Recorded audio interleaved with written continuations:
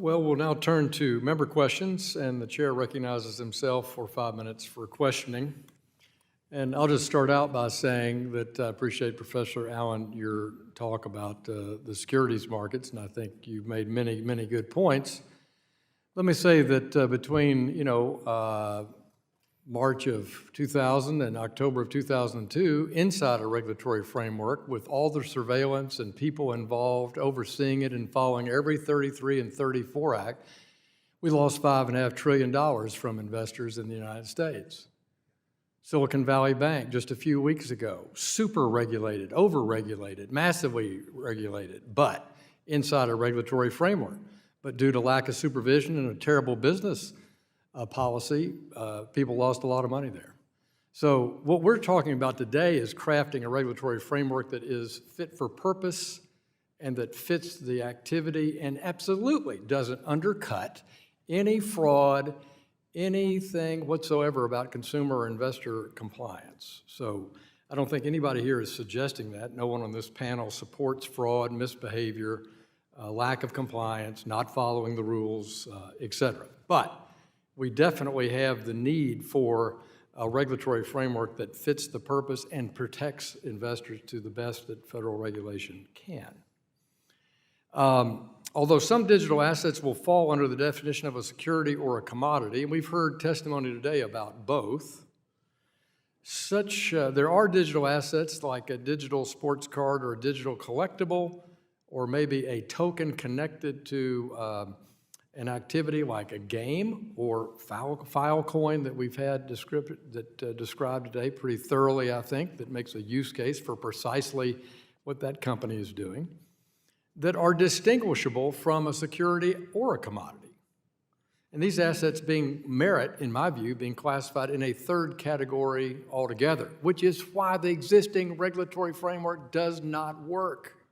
So, Mr. Gorfine, would you agree that there is a third bucket of digital assets that need oversight, need clarity, need all the investor and security protections, but they don't fit in the bucket of either Mr. Rivera's background at CFTC or Chair Gensler's world at the SEC?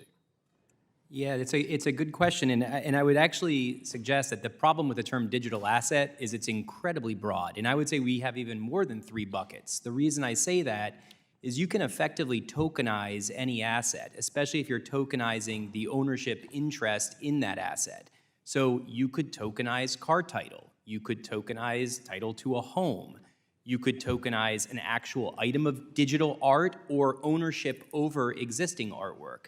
So I think we have to be careful because the reality is that regulation looks at things through the lens of what type of an asset or an instrument is it, and we apply certain rules based on what the asset actually is. So in that sense, the term digital asset is incredibly broad, and there certainly may be items, collectibles, that fall outside of at least the securities law definition, and potentially even the way that the CFTC, for example, would view commodity, because the term commodity under the Commodity Exchange Act is incredibly broad.